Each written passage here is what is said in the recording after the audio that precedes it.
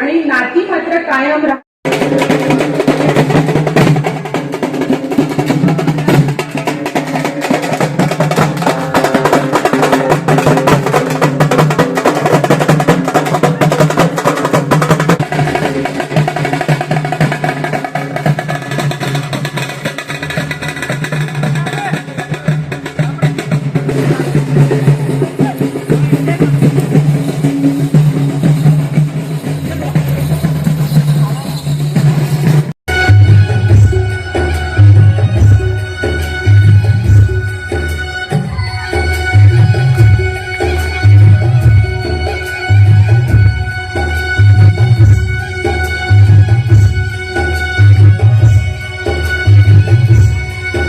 Madam ज्या पुरवठा अधिकारी आपल्या धुळे जिल्ह्याच्या आहेत आणि आपल्या संस्थेचे उपाध्यक्ष हे बोललं आपल्याला आवर्जून अध्यक्षस्थान आपले त्यांनी आज घोषवलेलं आहे आणि आपल्याला उपस्थित आहे. विद्यार्थ्यांनी पण तुमचं गॅदरिंग पाहायला इथे आलेलं आहे.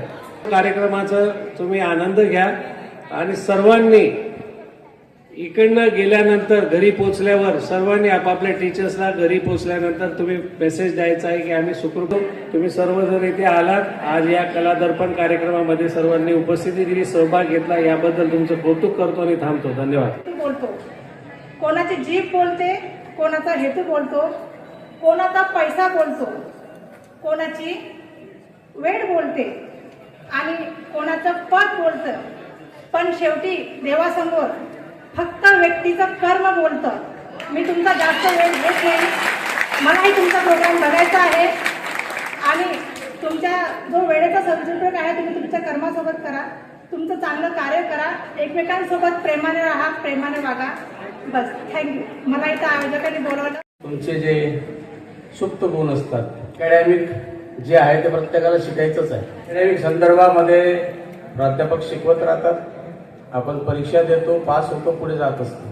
स्नेहसंमेलन, कला दर्पण, विविध प्रकारचे जी ऍक्टिव्हिटीज असते ती खास फक्त विद्यार्थी आणि विद्यार्थिनींसाठीच असते.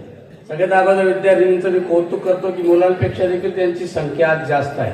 सगळ्यात महत्वाचं म्हणजे आपला धुळे जिल्हा हा महिला राज्य आहे. आपल्या जिल्हाधिकारी ज्या आहेत त्या भाग्यश्रीताई विस्पुते. कालच एक महापालिकेची मोठी निवडणूक झाली, त्यात देखील महापौर आणि उपमहापौर मायाताई परदेशी असतील आणि ज्योत्स्नाताई पाटील असतील. आज तुमचं कौतुक करण्यासाठी या ठिकाणी श्रीमती अर्चना भगत या कलेक्टर ऑफिसमध्ये पुरवठा अधिकारी आहेत. सर्व मान्यवरांच्या माध्यमातून एवढंच सांगतो की भरारी घ्यायची